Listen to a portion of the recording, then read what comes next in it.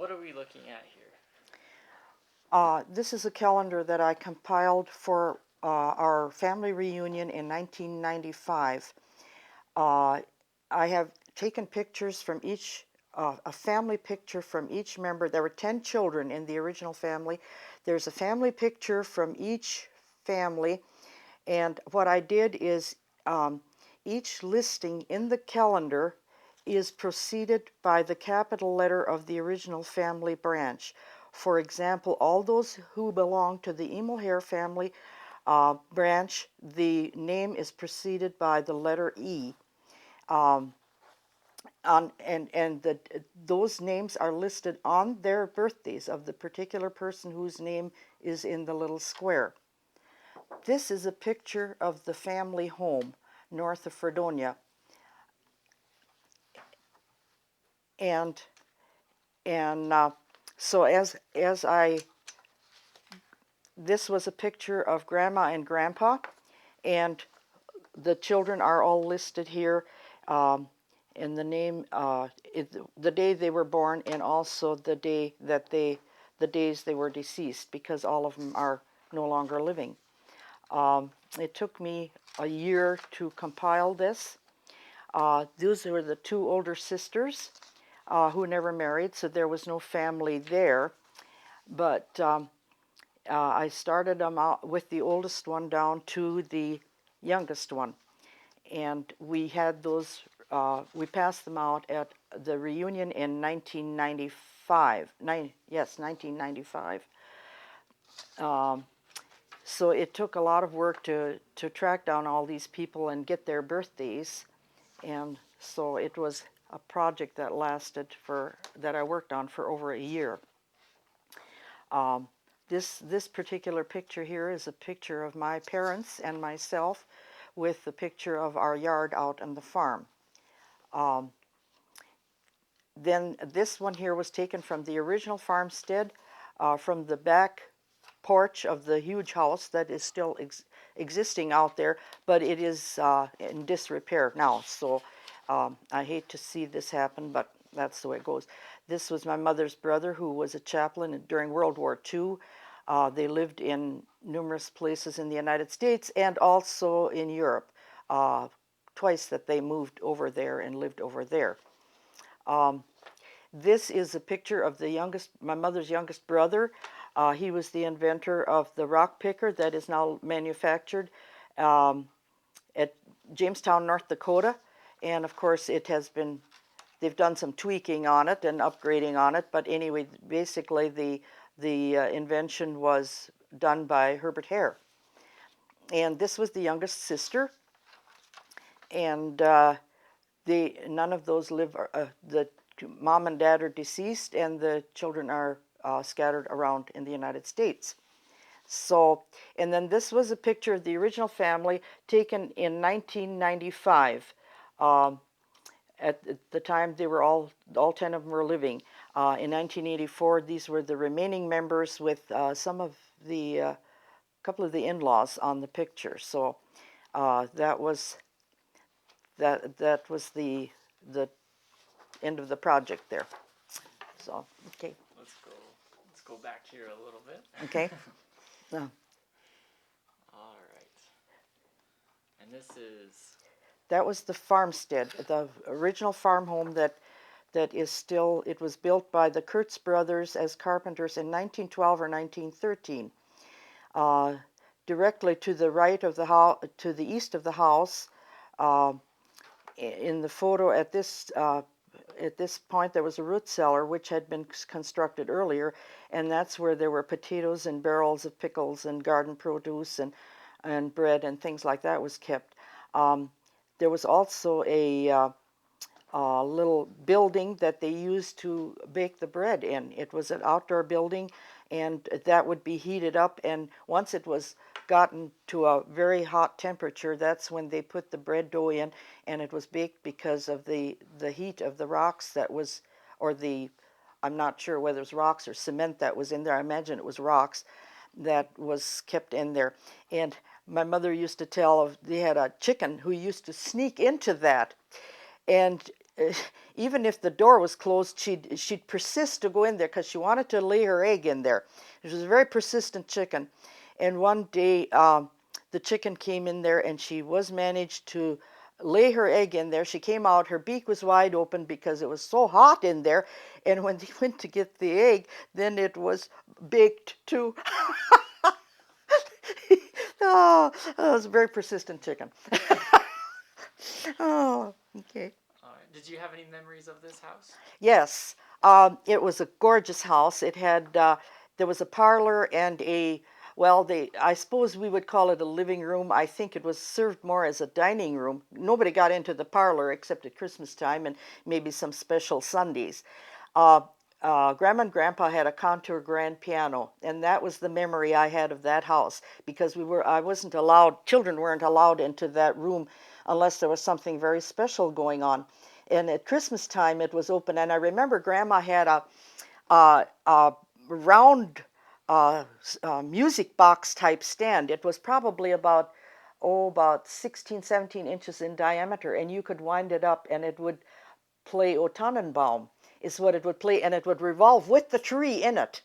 And I remember we used to have wax candles on the tree, and we would light them, these wax candles. They were about 5 inches long, and we would light them, and of course you wouldn't leave them lighted longer than maybe 10, 15 minutes, and it would play this song. And one Christmas Eve, I had gotten a puppy for Christmas, and he was in a box under the tree, and they let the puppy out, and I was crawling on the floor on all fours.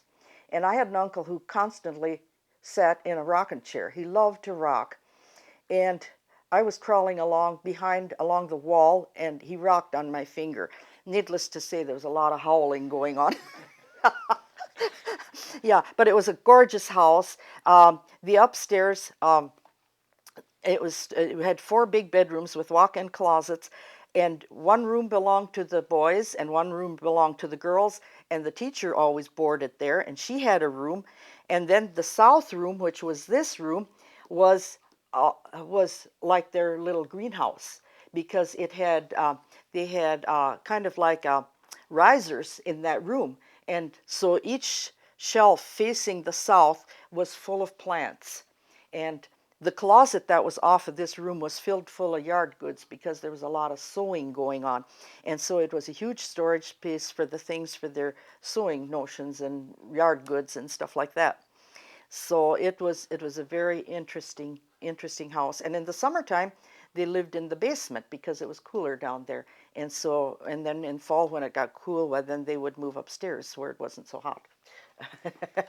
Yeah. Did you spend most of your Christmases at that house?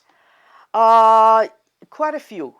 Probably not most of them, but quite a few of them. Yeah, especially when I was little, as I remember. We used to go up there and celebrate Christmas, and sometimes we would, when Grandma and a couple of the daughters decided to make a quilt, and my mother wanted a quilt too, so we took the bundles of sheep wool that there were available, and they would cart them, and then they would make quilts. And there was plenty of room to do that at that house. And I remember in the evening when we were there, we always had to have lunch before we went to bed. And of course they did their own butchering, cured their own hams and stuff like that, and their own bacon. And in the evening we would have a slice of bread, and we would cut off a slice of bacon. And in German, of course, they would call it Schneidfleisch. And so that was our lunch in the evening before we went to bed. Okay. And what kind of plants did your grandparents grow in their greenhouse? Oh, honestly, anything. Ferns, asparagus ferns, maidenhair fern, geraniums, almost anything you could think of. The family had a reputation of being, into gardening, and they used to call them, they used to call them Diplomaherren, and in direct translation that means they were the flower hares that would, and I think my mother's oldest sister and my mother seemed to be in competition when it came to gardening, because one tried to outgarden the other. And we had, my folks had a huge garden out on the farm, and we had a slough close to the house, and we would hook that up with a pump and 3 garden hoses, and we would water it. And I mowed lawns since I can remember having the strength to push a lawnmower, and it did not have a motor. It was a real type mower that I mowed lawns since I was a little kid, since I was able to push a lawnmower. But we had a huge garden at our house. Mom had, I suppose, a couple of hundred peony plants, and I remember we had maybe about 30, 40 rhubarb plants. We had 2 gardens, and there was a row of rhubarb in each garden.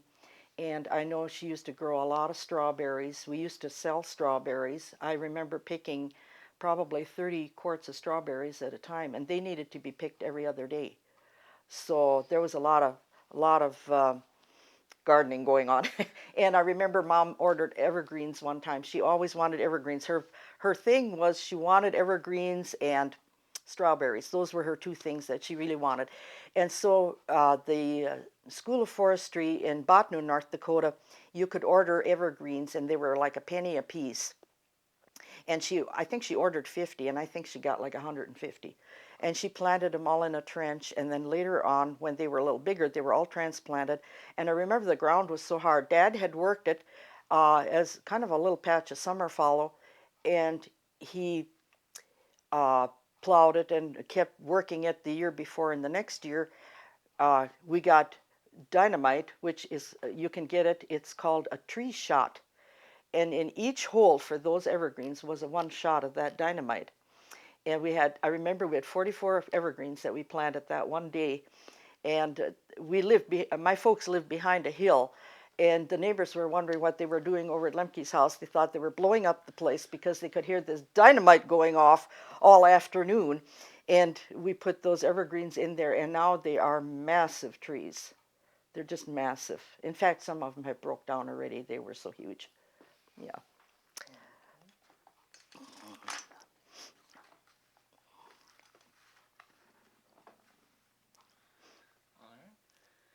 This was a picture of Grandma and Grandpa, who came from the old country.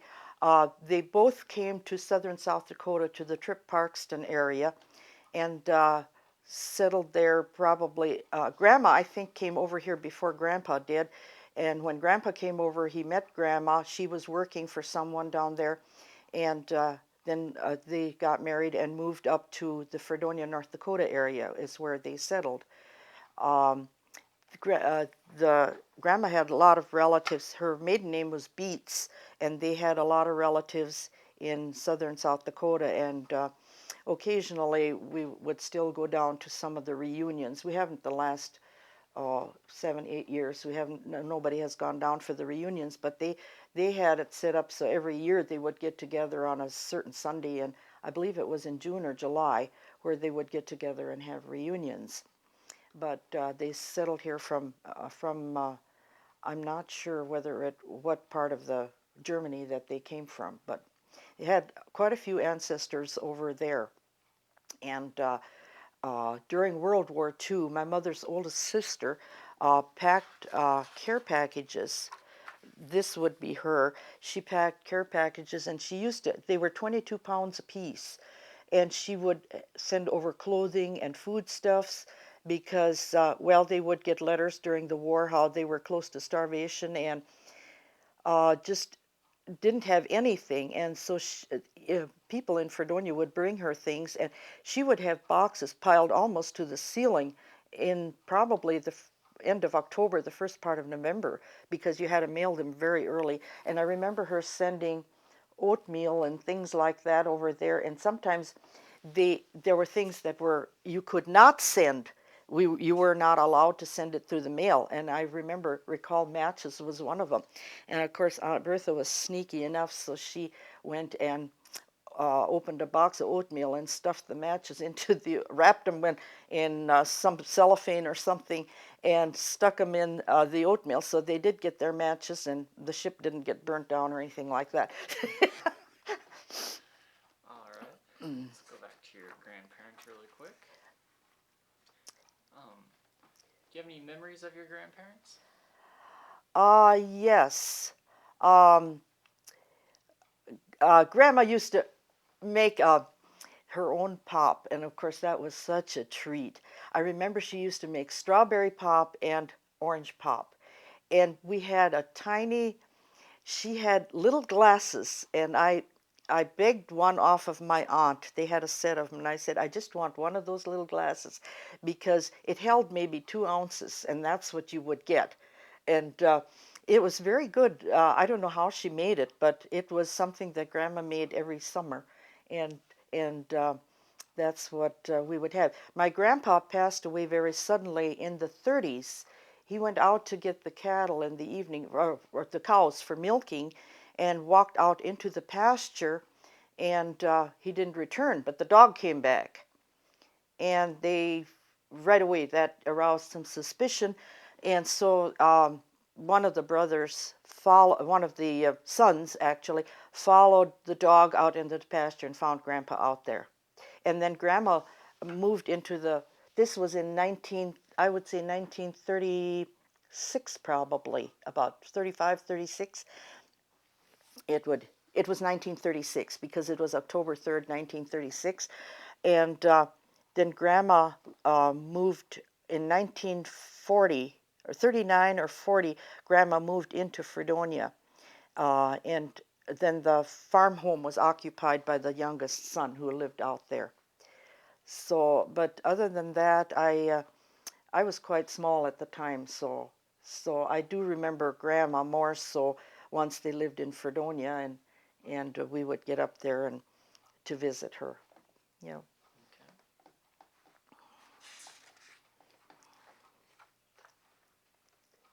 And do you have any other memories of either of these sisters?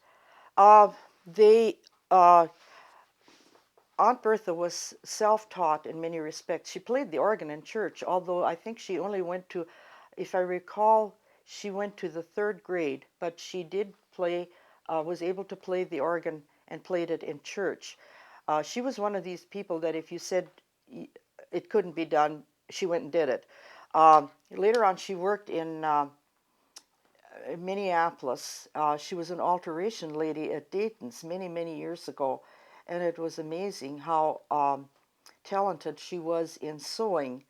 And well, going back, I shouldn't say this, but going back when we were at Grandma's house, she had this contour grand piano.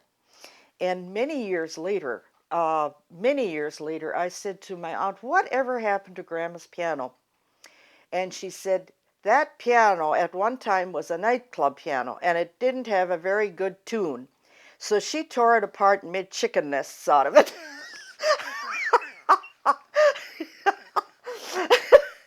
And there was nothing, she even made a chest of drawers. She had some old wood that was, I don't know where she got it, tore something apart, I suppose, apple crates and who knows what all, and made a chest of drawers out of it because she needed it. It wasn't such a thing that you'd go and buy something.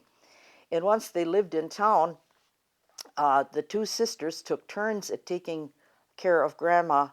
Uh, one would, the older one went to California to work, and she worked for a family she had to wear a uniform. I remember she had a black uniform and it had white cuffs and a white collar, and she'd take those collars and cuffs off and wash those. And of course the black part of the uniform didn't get washed as often as the cuffs did. But anyway, then after a few years she would come back, stay with Grandma. Then Aunt Mary would take care of Grandma, and they would change off. You know, they'd probably spend a year or so with Grandma and then go back to work. And I suppose however they had money because they needed to earn some money. So that's how they worked that out. And Grandma and Aunt Mary, this one here, she was the one that she was a tall. She wasn't heavy, but she was a tall lady. And when they needed help at the thrashing machine, or when they needed help, when they were short of a man, she was the one that had to go out and pitch bundles or haul grain or whatever needed to be done. And she was also known as the baker in the family. Aunt Bertha was the seamstress in the family. Aunt Mary was the baker. she took pride in the cakes that she baked and the bread and things like that. Yes.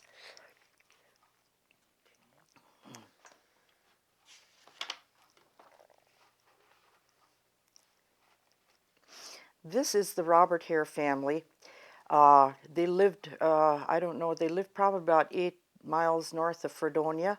Lemar Hare is still living on the home place out there. The rest of the family, these two girls are deceased. Florence and Marlene are deceased. The others are scattered around. One is in Washington, Melbert is in Washington, Edna is in Idaho, and Roger has a home in Florida, and also I think they have a place in Washington State also, if I remember correctly. So we don't see much of them. We do get together when we do have reunions. It's about the only time we get to see them, or sad to say, when there's a funeral. It's when you get together. Do you have any memories of your Uncle Robert? Not a whole lot. Not a whole lot. I remember I used to get him mixed up with one of my other uncles. One was uh, uh, there was Robert, Emil, and Otto, and I always get when I was smaller, I'd get the three mixed up, and I didn't know which was which. Yeah. So no, I don't have many more memories of them. I did go when I went to high school. Marlene and I stayed together. In those days, there were no buses, and so when you went to high school, you boarded in town, and so she and I stayed together the first year that we went to high school, and after that, then she and her brother did light housekeeping, and I stayed with another lady. Then after that, yeah.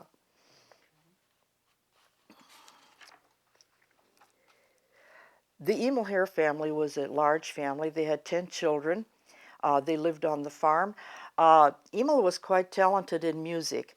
He would he would tune Grandma's piano, and if they had a when these fellows were single, they had their own little orchestra in the community, and so then, but he did was able to play several instruments, and he did tune pianos and stuff like that, and so he was a busy guy. Yeah, so it was kind of interesting. And getting back to my mother's oldest sister, this one back here she called square dances in her younger days. And so that was another thing. The young fellows would play for dances, and she would call square dances. So, like I say, there wasn't anything she couldn't do, and if she couldn't, she didn't admit it. Okay.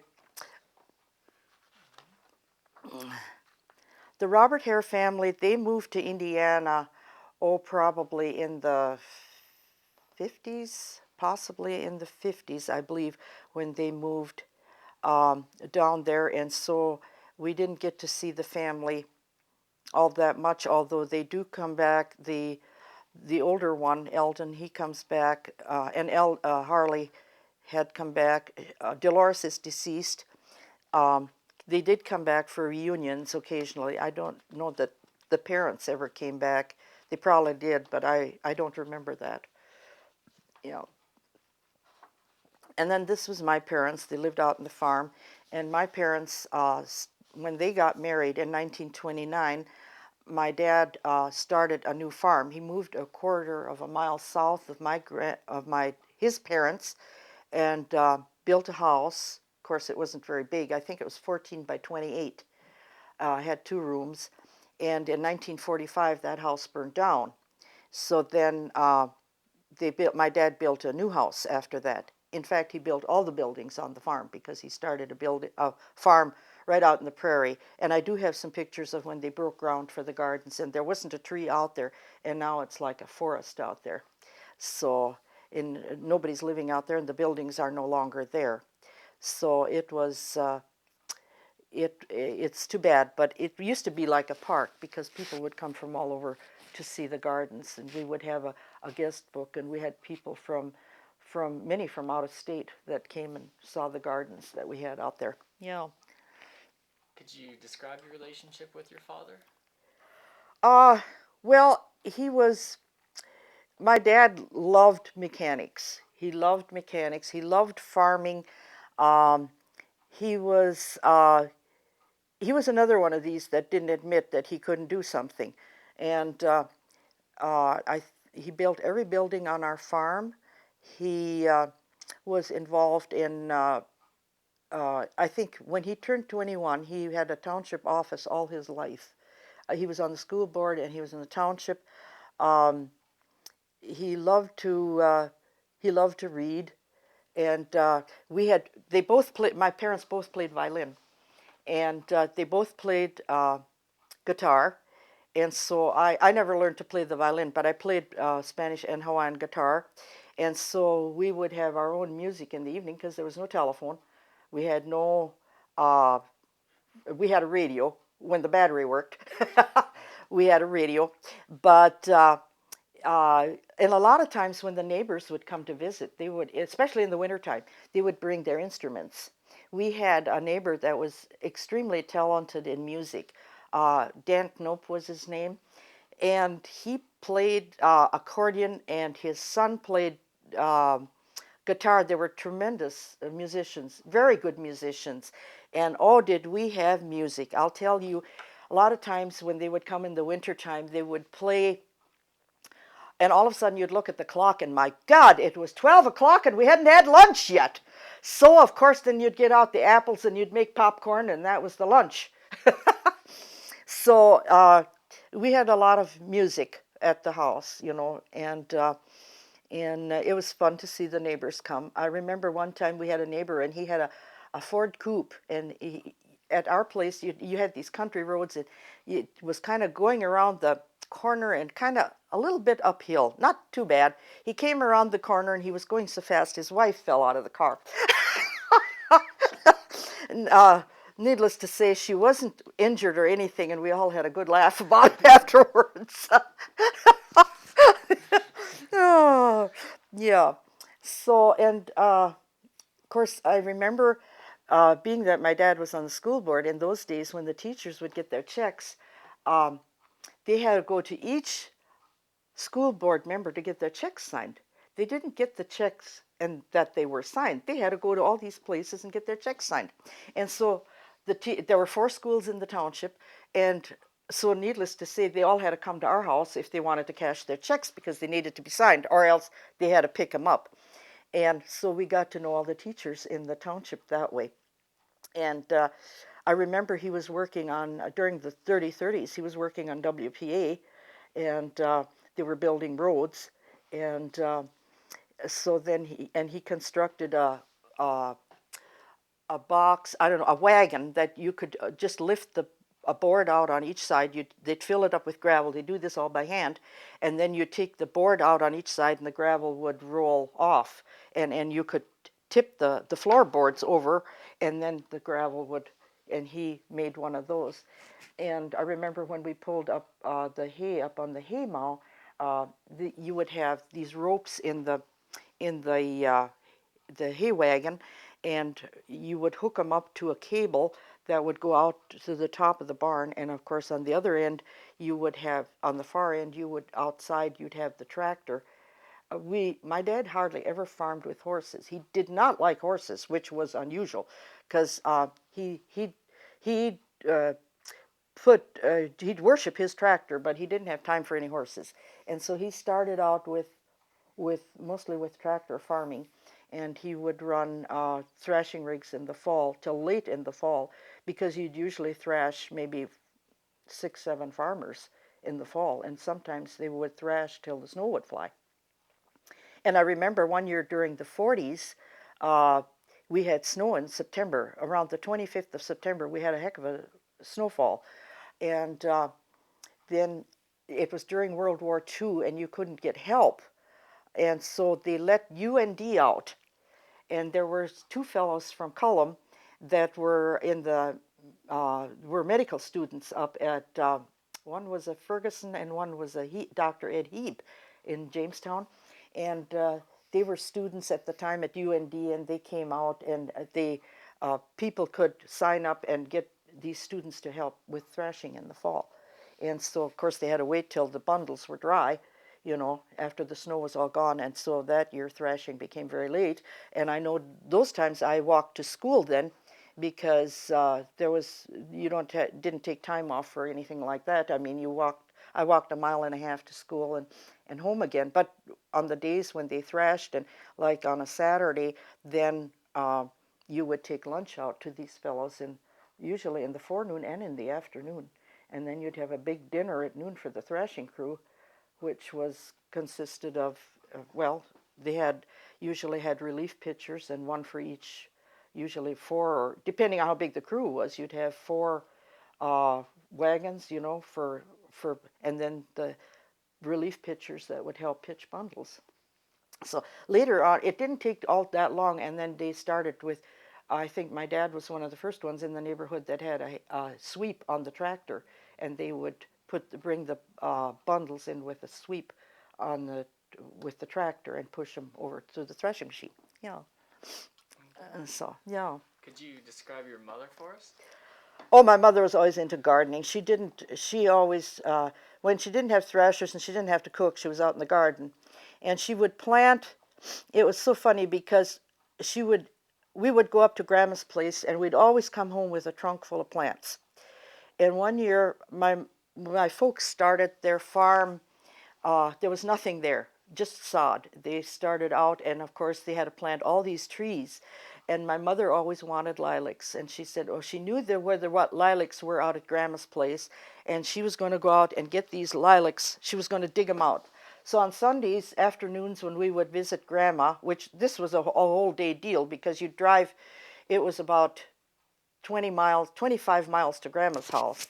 And so you'd go with your old Model A, and they went out and they dug out stuff, and they had all kinds of garden stuff. You name it, whatever Grandma had, my mother would take some slips and take them home.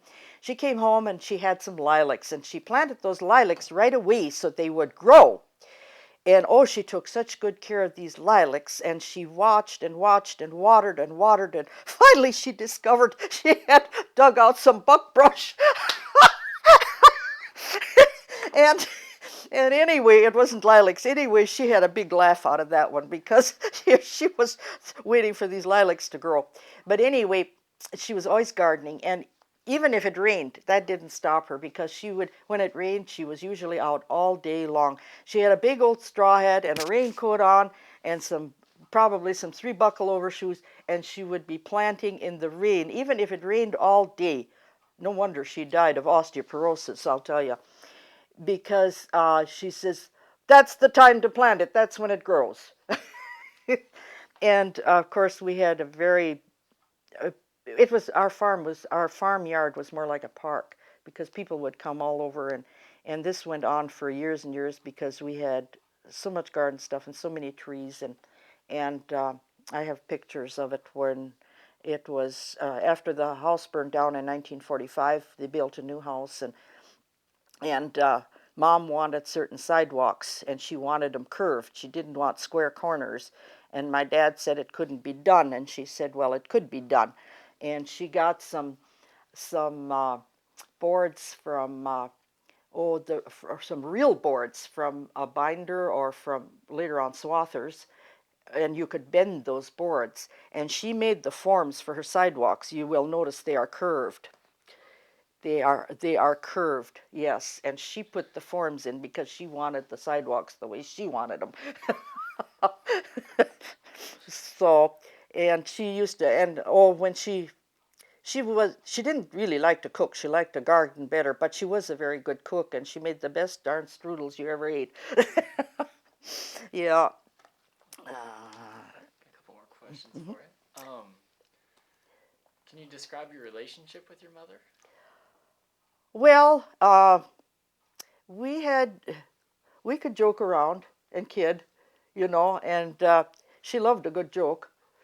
And she was the kind of person that you could say, she said years ago when they were growing up, when there was trouble, she usually was behind it. She was the kind of person you'd say she had it behind the ears. Yeah, and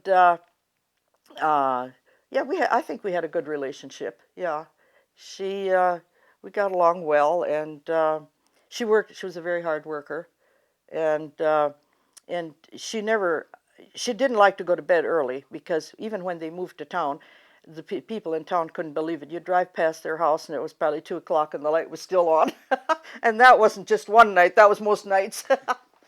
Yeah. So yeah, it was. Uh, of course, being the only child in the family was, you know, I needed to be amused, I guess. And so mom, they made sure that I always had a swing and I had a teeter-totter. And so mom saw an idea in probably in the Dakota Farmer or someplace that you could take a wagon wheel and put it into the ground. And so I had a merry-go-round. And this would go around and around, except you got it in crooked, so you were up on the high side sometimes, and sometimes you were on the low side. And I also had a dog. I had gotten a dog for Christmas. I think I mentioned that earlier. And we had him. Well, we had such a small house, and so we uh, switched off with. I had a cousin who also was an only child in the family, and so a lot of times they had a bigger house, and so they would have the dog probably in the wintertime, or we had him in the summer, or anyway, we switched them off. So periodically she had the dog, and then again I would get the dog, and sometimes we got into some grand mal fights because we each wanted the dog. And the dog was in the middle of all of this. Yeah. So, All right. Which one of your two parents was the stricter disciplinarian? oh, I don't know. I don't know. I know I got some spankings from my dad, and I don't know. I think it's probably about equal, really, because you didn't mess with my dad, and I think what my folks said, when one said it, the other one said it, because that's the bad thing today. I think parents don't stick together with their discipline, and then one says this and the other one says that, and so then you have problems. But I know I didn't get by with too much. Okay. How did your parents cope during the hard times? Well, it was hard. I was quite small at the time, and so like I say, Dad worked at WPA, and I know you got commodities, and I don't know. We got by, and I don't think anybody thought we weren't any poorer than anybody else, or any what should I say, richer. Well, we weren't rich, but I mean, no. So everybody had their problems at that time. I remember my mother; she was really trying hard to garden because this was the love of her life was gardening, and so she planted flowers and she would water them, and so she was very careful. There were a few weeds that were growing when these flowers came up, and I was so small, and I would follow her, and then I pulled all the flowers out. So that didn't go over so good. But we had the farm that my dad started, we had a terrible time with getting water. And so they drilled wells and they drilled wells. There was a low spot southwest of the house, and it was, during the drought, of course, there was no slough there. It was totally dry. They even tried to drill a well in that slough area and didn't get water. My dad finally got his own well drilling outfit and drilled wells, and I don't know how many holes they dug. We had holes all over the place, and didn't get water till, it probably was in about 1941 or 42, when my dad had a man come from Forbes, North Dakota, who had a well drilling machine, and they had it wasn't called a drilling machine. It was called, in German, it's called a Stoßener Brunner. Uh, it wasn't drilled. Anyway, they went, I don't know how many feet they went down, and they did get water there. And after that, it wasn't so bad anymore. But it took them years till they found a well that produced enough water, for the livestock and everything. It was a real problem. So, and then later on, when the years when we got rain and that slough filled up, then we used that to water the garden. And if a lot of times in about August or into September, it would dry up, and so then we would hook up to the well to water the garden. But it was a problem. It was a big problem. And I remember when the drought broke, I remember I was such a little kid, and all of a sudden we had just a downpour of rain, and we had low spots in the pasture. And I remember it had rained so much that two sloughs ran together. It had rained so much. And after that, there was water there in that slough for as long as I can remember. I don't know if there's any in there now. I haven't been out there for so long, but it was for, for many, many years, there was plenty of water in that slough. Yeah.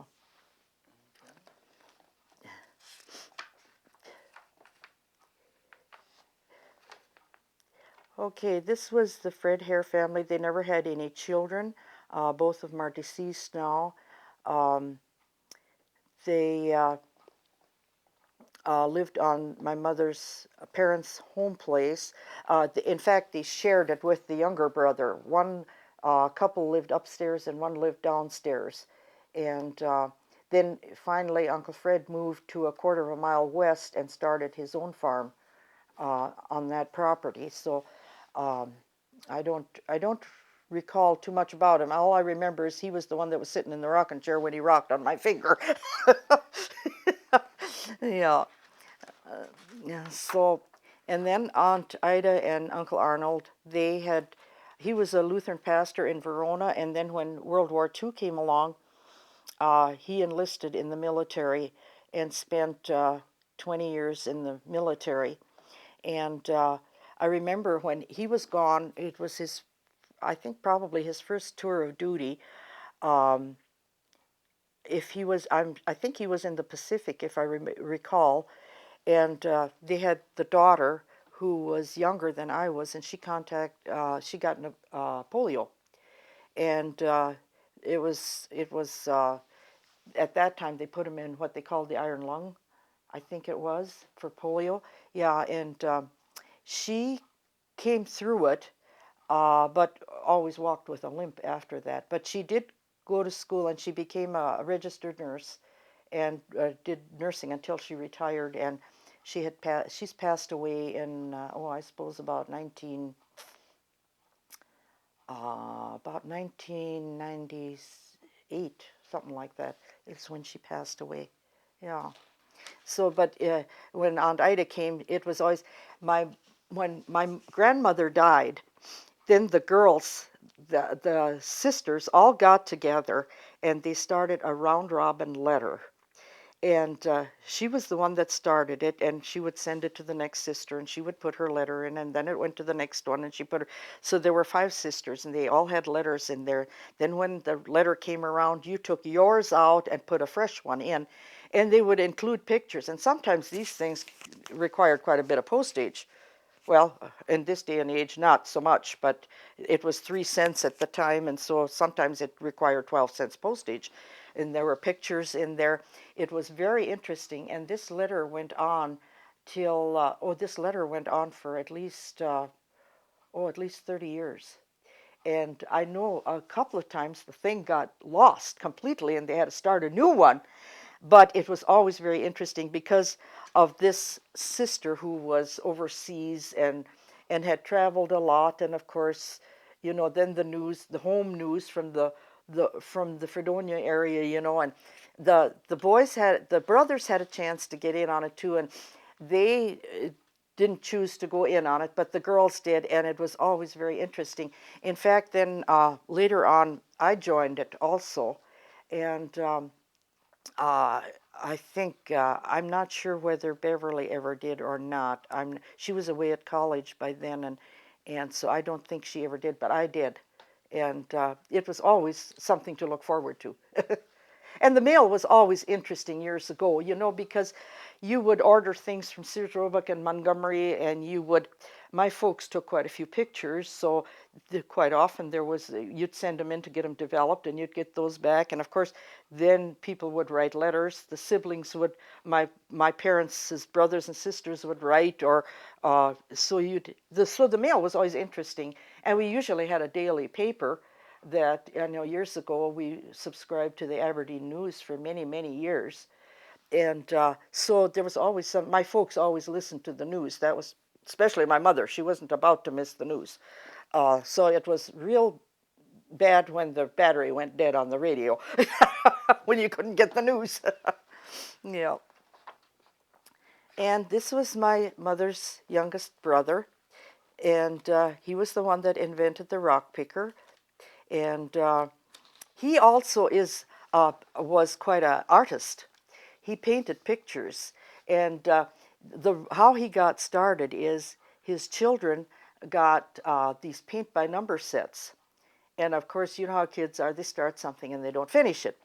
So in the wintertime when there was a blizzard or something like that, those started to look kind of interesting to him, and he finished them. And he said he thought there was an easier way of doing things than painting by number, and so he started out painting, and he did quite a few pictures.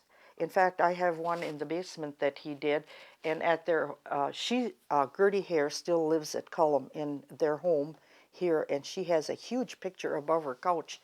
It's about 6 feet long and about 3 feet wide that he had done of a scene with some deer on it, and he did a lot of paintings with deer in them. And I have one that is of an ocean with one of these trees that's all bent out of shape.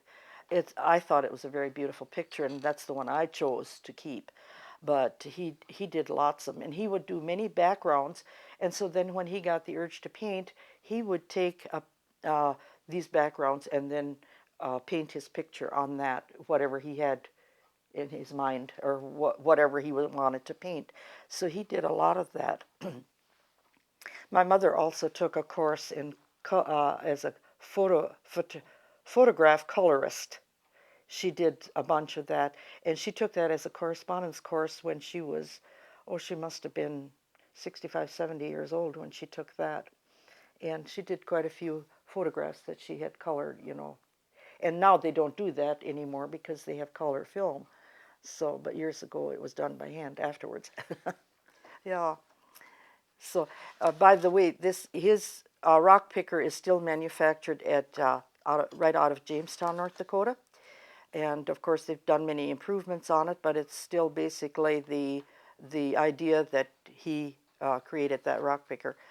And this was my mother's youngest sister. She taught school over in the Hague Pollock area for many years. Clara Dykema, and their children went to school there. I think the daughter graduated from Harriet High School, if I remember, and I'm not sure the boys graduated at probably at Strasbourg, and they lived there. And later on, when she retired, then they moved to Fargo, North Dakota, and since they've been deceased, and one of the boys lives in near Anoka, Minnesota. The other one lives in Nebraska, and the daughter, they live in Milwaukee, Wisconsin, have a home in Florida also. So, and I guess that completes the family, except this picture here, taken in 1955, was when they had a reunion. This was taken out at my folks' farm, and they had, when all 10 of them were still living. And then in 1984, there was a reunion, which was held at the old farm site. No one had been living out there, but my cousin and I, we got the bright idea that, hey, maybe we should have the reunion out at Grandma's place, because everybody just loved Grandma's house so much. And so then one of my cousins, he farms nearby, and he agreed to mow the grass out there, and we took tables and card tables, and we had it catered out there, and everybody thought that was the greatest reunion because, well, the house was in disrepair, but we still got to go upstairs and go through it, and all the memories we had. And now when us cousins get together, we just lament the fact that that house is just being neglected and going to the dogs out there, and it was such a gorgeous house. Yeah. And of all these aunts and uncles, which one did you have a favorite? Uh, well, I don't know. It was pretty exciting. I remember when we'd visit Grandma and we'd get to see the two that were in Fredonia. It was always a big deal to see them. And of course, when Aunt Ida would come back with her tales from Europe and all over, because when they had time off, they would travel to, like they would travel to different countries over in Europe. And so it was always a treat when they came. It was a big deal. And we tried to get together. And my mother used to do a lot of sewing for her youngest sister. And I think we, I think the aunts were all pretty close. And then probably the closest one of the brothers would have been Uncle Herbert. They would visit with my folks quite often and go back and forth. And we used to visit some of the others too, but probably not as much. But uh, it was always a treat to get them together. Of course, me being the only one in the family, it was always a treat when the aunts and uncles came. It was always a big deal, you know. So I couldn't say that uh, there was any favorites, but it was always nice to get company and always nice to see them. And so it was always a big deal. Yeah. And how often did you generally see these aunts and uncles? I mean, I know they varied, but Oh, golly. Sometimes it depends on, well, probably it's mostly in the summertime, probably 3, 4 times a year.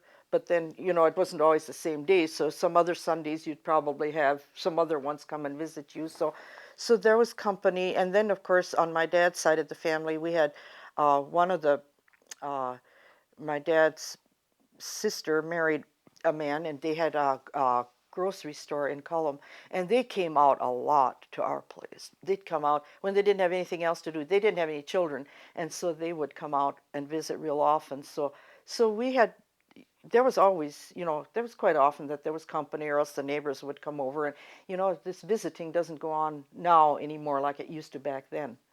So there was a lot of visiting, and it was always good times. And my dad didn't like to go visiting, so if they wanted to see us, they had to come to our house. Yeah. all right. What are we looking at here? This was my grandparents' farm on my dad's side of the family. It was the Adam Lemke farm, the farm that they established when they had come from the old country. Uh, they had lived about a quarter of a mile west of there when they first came. But the reason they moved over here is because there were springs below this hill. There were about two springs, possibly even three, in this area, and the house was on top of the hill, and it was a very steep hill going down. I'm sure that if you would take a stairway, it would have taken at least an 8-foot stairway to get up to the house, and they lugged all that household um, water that they needed up that hill from that spring down below. There was also a lean-to on the barn here, which had a spring in it.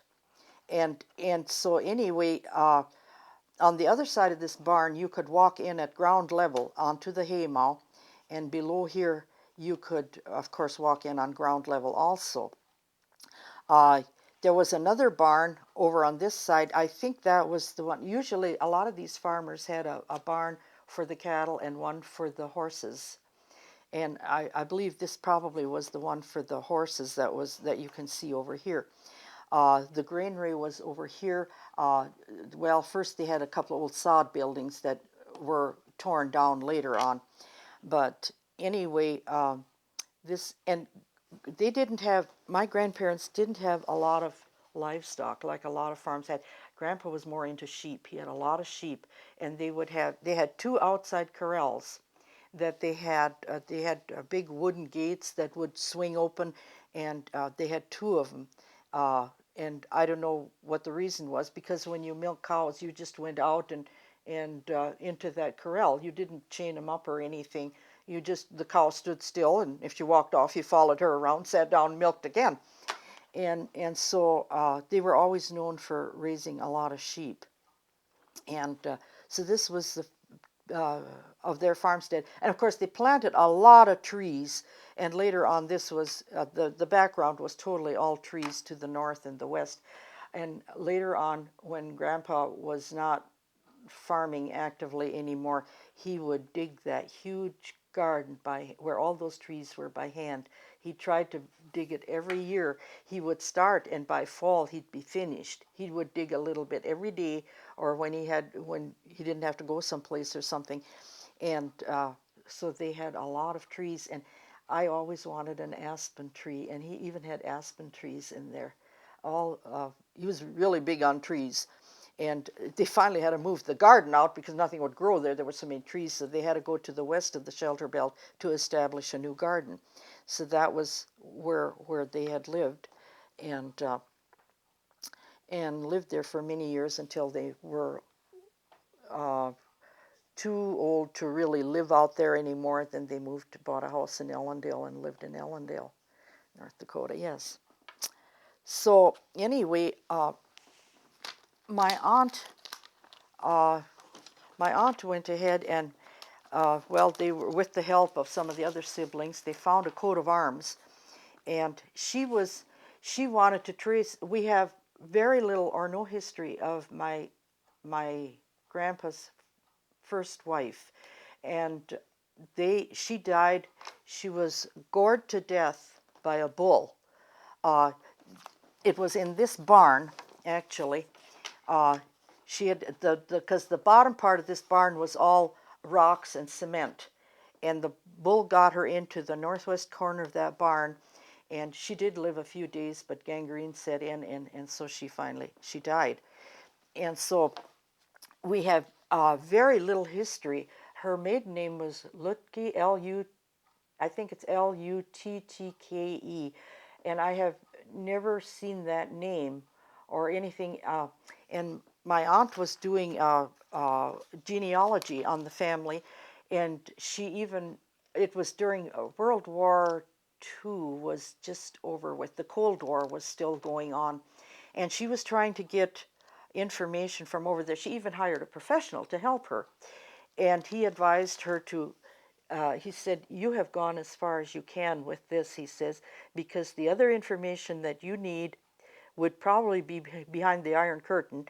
And he said it would be very hard and costly to get information from there if it still exists. That was the thing. So then she quit. But she put a lot of work into this and established this book for everyone in the family got one. And so, and later on, it was questionable because it was the name was spelled with a C in it, and of course, I guess in a lot of cases you cannot really go by the original spellings of these names from over there because I think a lot of the people when they came to the United States, some of these weren't too good with the language themselves, and so these names, that's how a lot of these misspellings came about, and numerous spellings for an individual. So, but when my grandparents came over, there was no Ellis Island. They came to New York. That was before Ellis Island was established.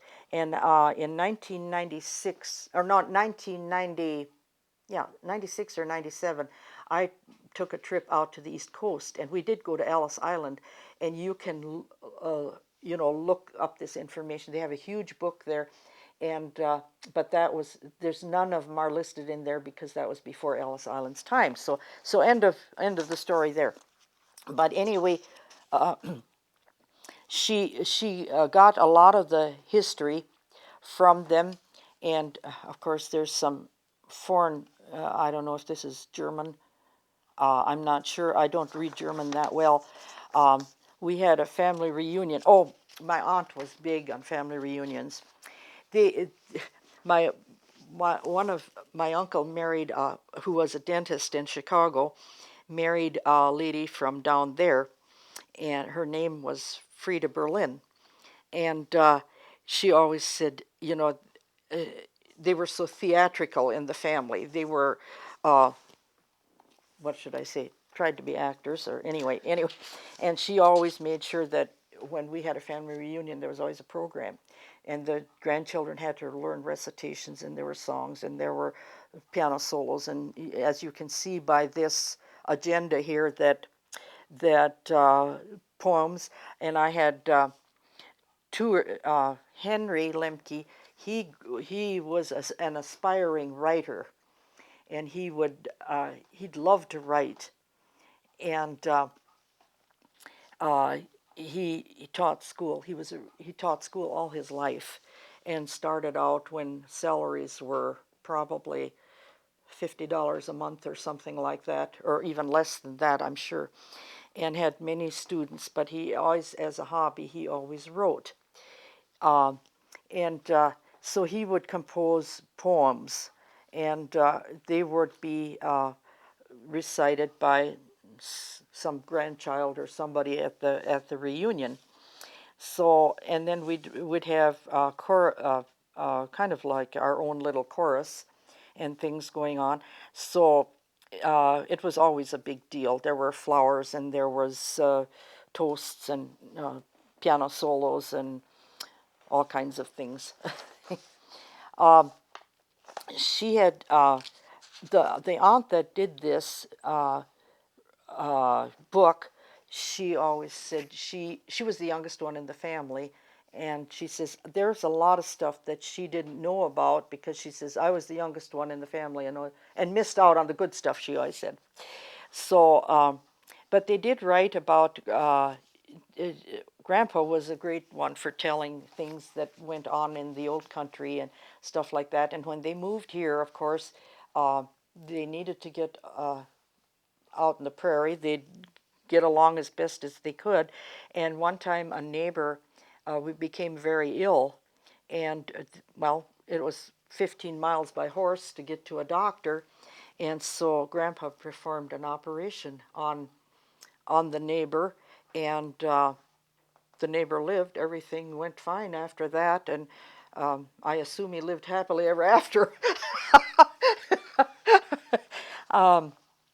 So anyway, and they were great readers. The first Grandma Lemke, she was great for reading. She'd devour one book after another, and I assume these were all written in German, I'm sure, because I'm sure she wasn't. I never did get to know her. She passed away before I was around, so I didn't get to know her. And then after she was gone, Grandpa went to Germany to visit he still had a brother over there. I This is something I would just love to know, because they stayed over there and never came over to this country, and nobody really knows whatever happened to him. I'd give my eye teeth to know what happened. I know we had some friends uh, here a few years ago that did a lot of traveling, and they went overseas, and they took some videos over there, and here they videoed a farm machine, and they were quite anyway. He videoed this, and here it was I don't know what kind of a machine it was. It was some kind of a farm machine, whether it was a digger or a cultivator or whatever it was, and it said it was a Lemke. And I've been so curious ever since if that was from the family, because they stayed over there, and they were not, as far as I know, they were not farmers. So if that was from the family or not, I would love to know more about this, and but I don't. And this was a prologue where they had the what they say, the Großeltern, the great grandparents. So there was a whole string of Adam Lemke's, and she's got this written up in the book here from several generations back.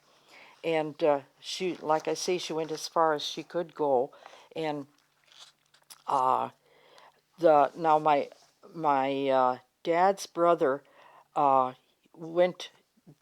He went to school in Redfield, South Dakota. He was supposed to become a minister, and it turned out he became a dentist. And he was the one that lived in Chicago all those years. The other one went. Henry was the school teacher who taught many years, and Emil was in the Navy. He spent Uh, he was he joined the Navy in 1936, I believe, and the reason he joined is because farming was impossible in those years, or to get started, and he decided that wasn't his bag, and what was he going to do? So he joined the Navy, and he was about to get out of the Navy.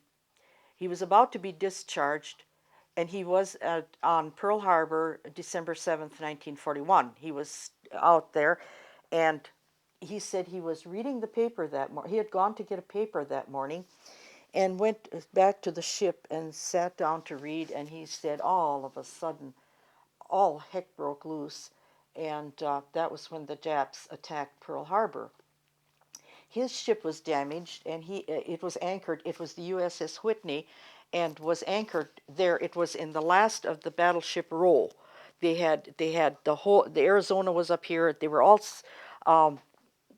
they had places where they could hook them up to, and they were the USS Whitney was way at the end, and he had to get out and swim in the ocean. And he said he was lucky to get out, but he said there was oil on the water. It was probably a foot deep, the oil on the water. And he said, somebody asked him, he says, well, could you swim? He says, you learn pretty darn fast if you have to, if it's your life. And he got out, and the oil had affected him swimming in that oil, that it took years for his hair to grow. It just was stunted. It wouldn't grow anymore. And he had to go to get treatments or oil treatments or something to get his hair to grow again, because it was stunted from swimming in there. And anyway, he had some very interesting stories to tell, because he was in the Navy then. You were automatically in the Navy after war was declared. You were in for the duration of the war, and so by the time he got out, he had another 4 or 5 years in, and he came out, and he could not adjust to civilian life. He had such a time. It just wasn't his bag, and his job in the Navy was down in the boiler room where all the gauges and I mean, he had a responsible position in the Navy, where he was down in there watching everything, that the motors were all running and things were working. And he said it was hotter than blazes down in there where he was. And but he just couldn't fit into civilian life when he got back, and he went back in and spent the rest of his life. And then when he got out of the Navy, he never married. I don't know if he was one of these that had a girlfriend in every port or not. He loved to go to museums. He did a lot of photography. He always carried several cameras. And when he went out, he traveled around the world, I don't know how many times. I remember one time he was one of these. He grumbled and griped a lot. And anyway, uh, he was over in he went west. I think he went to probably to what is south of Korea. There, south of Vietnam. There's I forget what the island was where he went, and he had gone. He was going to China and India and all those places over there, and he uh, oh it was what should I say? He was traveling, and he'd come there probably by ship. Well, when he got to this town that he was going to, or this city he was going to, the weather didn't suit him. And so he says, I'm getting out of here. And he was never satisfied wherever he was at. And if it wasn't just to his liking, he took the first means of transportation out of there. It didn't matter what it was. And he got out of there. If he hitched a ride on a bus, or whether he hitchhiked or whatever he did, he got out of there. He traveled to, I remember we got to Africa, and he was by Kroger National Park, where the wildlife area was. And a guy said, he was visiting with a guy, and he said, this fellow checked the animals. He would fly over the area where the animals were. And this was something I imagine he did daily. And he said, he asked my uncle to ride along with him. So he did.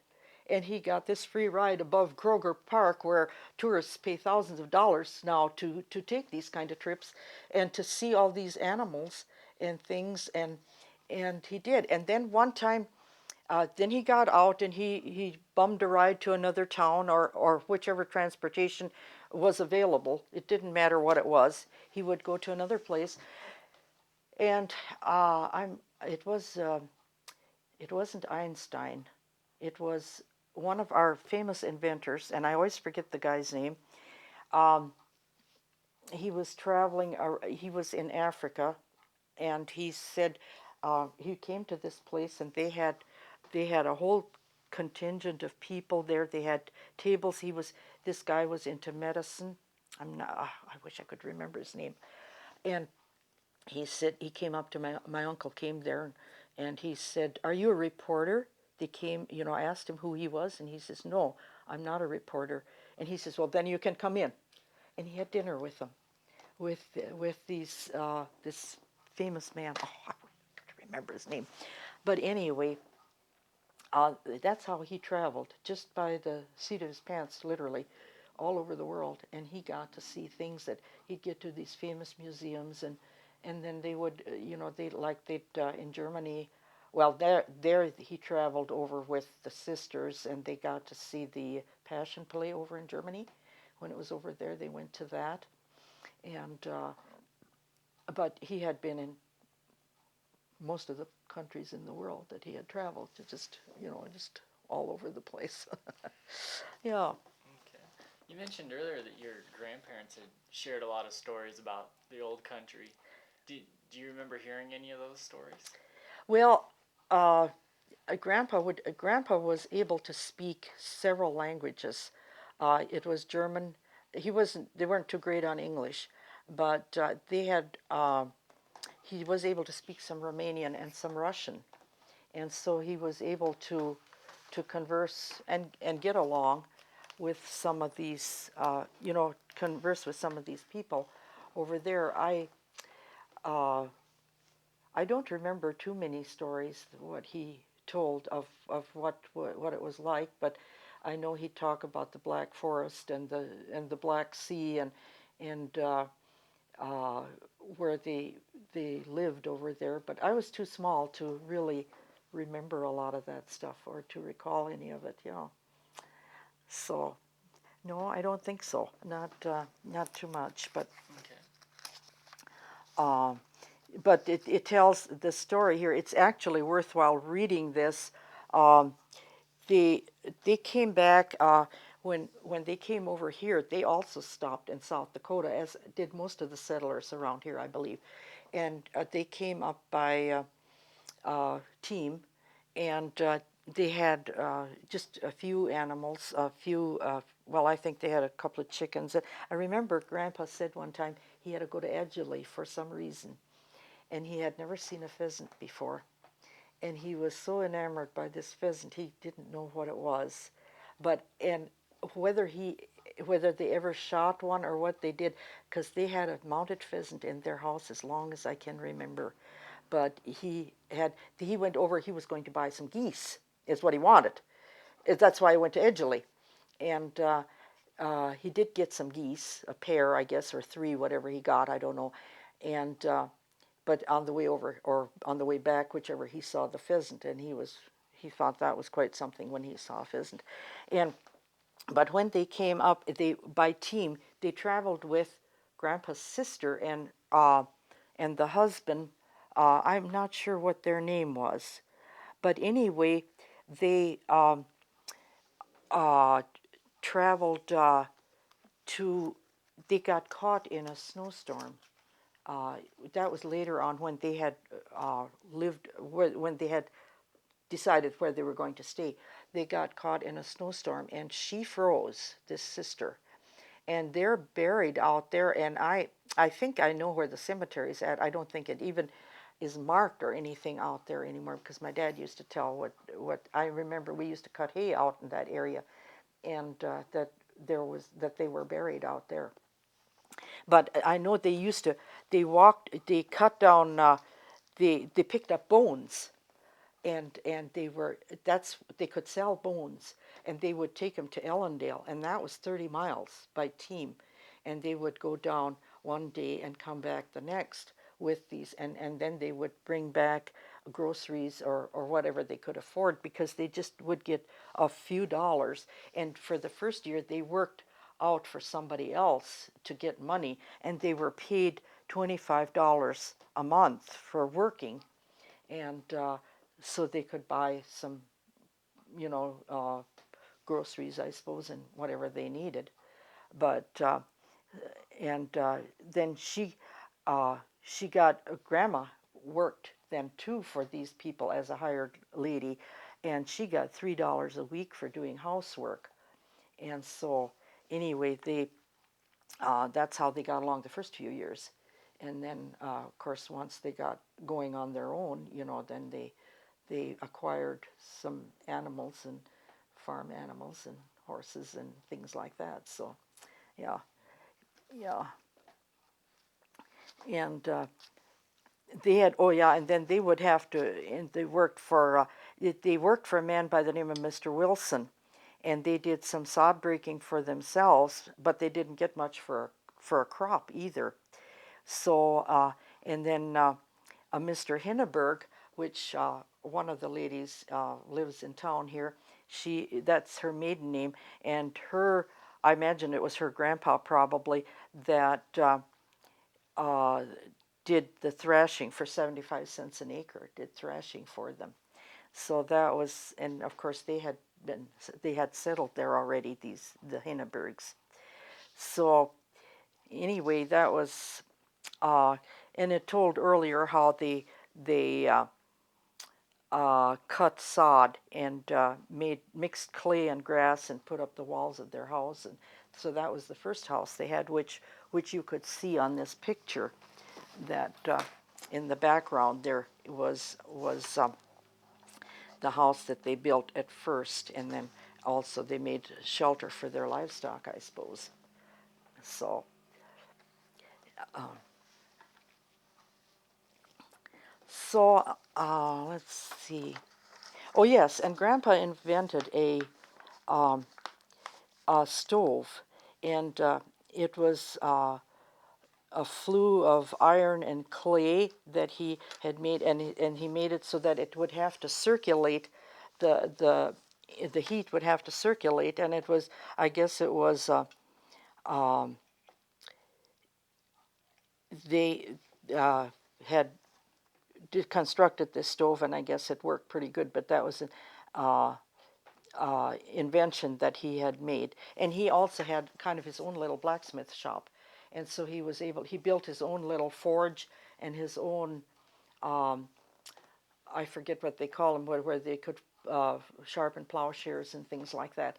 So that was another thing that he was able to work with metal, when they would heat this to red hot and then bend it to however they wanted it. So he had done that, because I remember my dad, when when Grandpa moved away, and my dad always said he wanted to keep that, and he did too. But then I still had it when I had my auction sale out the farm, but then I had no use for it, and I suppose it should have gone to a museum. And this is the thing, I have a lot of things that I think should be in a museum, and it would be nice to have one established in our town here. And because I know I've talked to different families and some friends of mine who have moved away and had family here and grew up here, to have things that they would like to add to a museum here, which would be nice.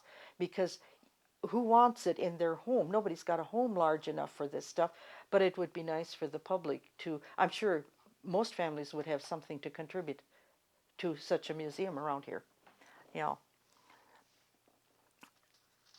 Um, and then Grandpa bought more land, and of course they did have a lot of land. And these pioneers, they would see that if they had a bunch of boys, that there was enough land so that each boy would inherit some. Was the idea, And so they did have a lot of land. When they were done, they would homestead one quarter and branch out from there over the years. Yeah. Yeah. So.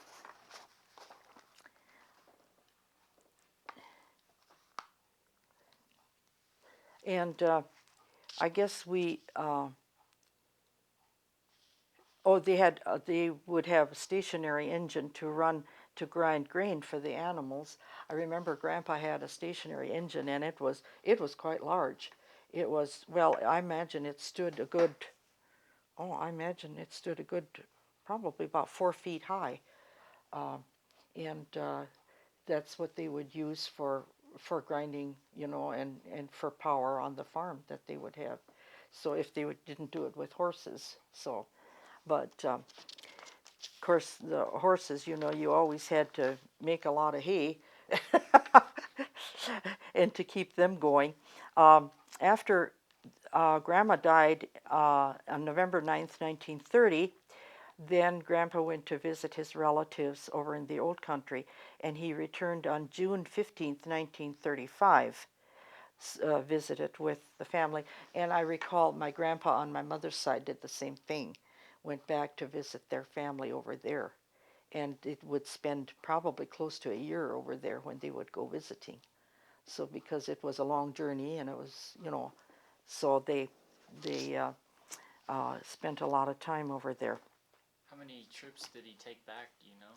I think they only took one back, as far as I know. Each of them took one back. Each grandpa that I know took one trip back, to visit their relatives, and but I still have a lot of curiosity about who was over there, because uh, my grandpa had one brother, Chris Lemke, who lived out in western North Dakota.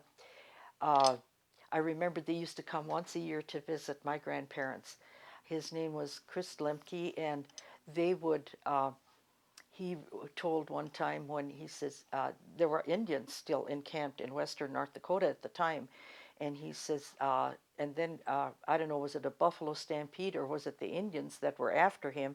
And he said Uncle Chris was telling, if he wouldn't have had such a good fast pony, he says he wouldn't have made it out of there. He said when they were after him. But I thought that was quite interesting. But they used to come and visit about once a year. I was quite small at the time.